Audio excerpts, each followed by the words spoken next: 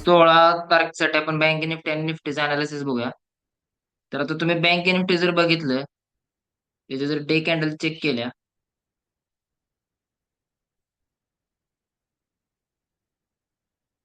तर कम्प्लीट एका रेंजमध्ये बँक निफ्टी. म्हणजे त्याला एक्झॅक्ट डायरेक्शन माहिती नाही बँक निफ्टीला कुठं जायचं. मार्केट जेवढं खाली येतंय तेवढं लगेच रिव्हर्स होतंय. आता इथं जर तुम्ही बघितलं, मार्केट काल याला परत वरती गेलेलं आहे. इथं आता परत आता डोजी कॅन्डल तयार झालेली आहे. त्यामुळे मार्केटकडे डायरेक्शन नाही की त्याला जायचंय कुठं. तर आता आपण कसा या ट्रेड करू शकतोय ते बघा.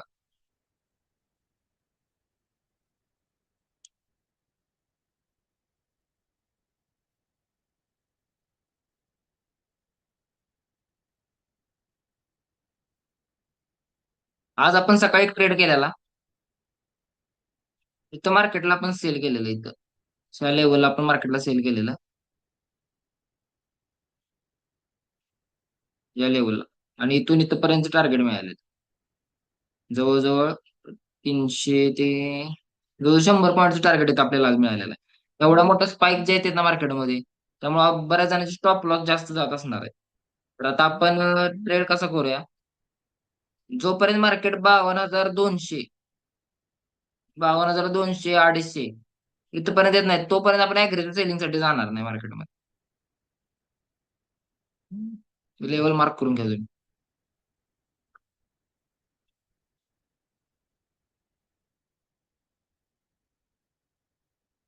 52,200 ते 52,250 या रेंज मध्ये जोपर्यंत मार्केट आहे ना, तोपर्यंत आपण इथं सेलिंगला जाणार नाही.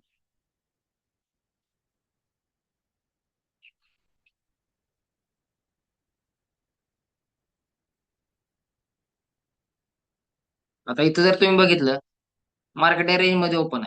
उद्या मार्केट इथं स्लाइटली गॅप ओपन झालं पाहिजे इथं. इथं जर स्लाइटली गॅप ओपन झालं ना, तर फर्स्ट 50 मिनिटच्या कॅन्डलचा वेट करायचा, आपण कन्फर्मेशन घ्यायचं आणि आपण अपसाईडला जाणार आहे. कारण मार्केट जे रेंज तयार करते ना, इथं पण बघा हे जे मार्केट रेंज तयार करते, मार्केट एकाच जागेवर थांबलंय म्हणजे याचा अर्थ मार्केटला अपसाईड मूव्ह करायचं. मार्केट कुठेतरी अपसाईड मूव्ह करायला ट्राय करते. त्यामुळे आपला आता सेलिंग साठी जास्त प्लॅन असणार आहे. आपण आता अपसाईड साठी प्लॅन करणार आहे. पण मार्केट इथं या लेवलला ओपन झालं पाहिजे. जरी मार्केट इथं ओपन झालं, मार्केट ह्या जरी लेवलला ओपन झालं, तरी मार्केट एक तर डायरेक्ट वर शूटअप करेल आणि मग आपल्याला इथून इथं वरती जाईल. आणि अजून एक प्लॅन इथं असा होणार आहे, समजा मार्केट इथून डायरेक्टच खाली आलं तर इथं मार्केट वॉलेटिलिटी परत क्रिएट करणार. त्यामुळे आपल्याला उद्या स्लाइटली गॅप अप मार्केट भेटलं तर आपल्याला खूप चांगला ट्रेड मिळणार आहे. इथून वर गेलं तरी परत इथून खाली येईल. 40 एक रुपयाचा स्टॉप लॉस घेण्याची पण शक्यता आहे इथं मार्केट.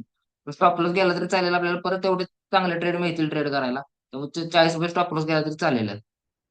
बँक निफ्टी तेवढाच प्लॅन आहे. सेलिंगसाठी आपण 52,200च्या खाली सेलिंगला जाणार आहे. आणि इथं मार्केट स्लाइटली गॅप ओपन झालं की आपण फर्स्ट 15 मिनिटच्या कॅन्डलचा वेट करायचा, कन्फर्मेशन घ्यायची आणि बाईंग साईडला जायचं. हा झाला बँक निफ्टीत प्लॅन. आता निफ्टीत काय प्लॅन होतोय ते बघूया.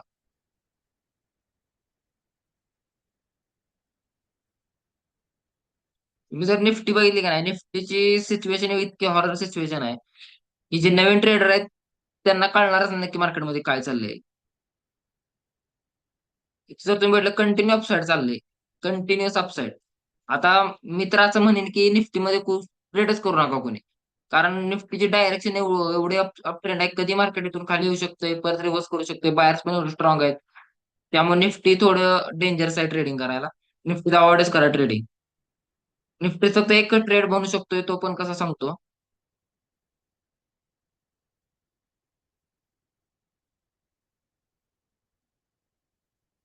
24,400च्या लेवल पर्यंत जोपर्यंत येत नाही ना निफ्टी, तोपर्यंत आपण सेलिंगला जाऊ शकतो. बायिंगला तर आपण जाऊ शकत नाही निफ्टीत. कारण निफ्टीत बायिंगला गेले कधी मार्केट रिव्हर्स होते. आता इथं पण बघा, त्यांनी बायिंग केलं, मार्केट रिव्हर्स. इथं मार्केट बायिंग केलं, इथं परत रिव्हर्स. इथं बायिंग केलं, रिव्हर्स. त्यामुळे मार्केट जेवढं वर जाणार तेवढं मार्केट खाली पण यायची शक्यता आहे. त्यामुळे आपण आता बायिंग साईडला जायचं नाही. 24,400ची एक लेवल मार्क करून ठेवा. जवळजवळ ह्या लेवलपर्यंत मार्केट एक गॅप डाऊन झाला पाहिजे चांगला. आणि मग 50 मिनिट्स कन्फर्मेशन, त्यानंतर आपण सेलिंग साईड जाऊ शकतो, अग्रेसिव्ह सेलिंग.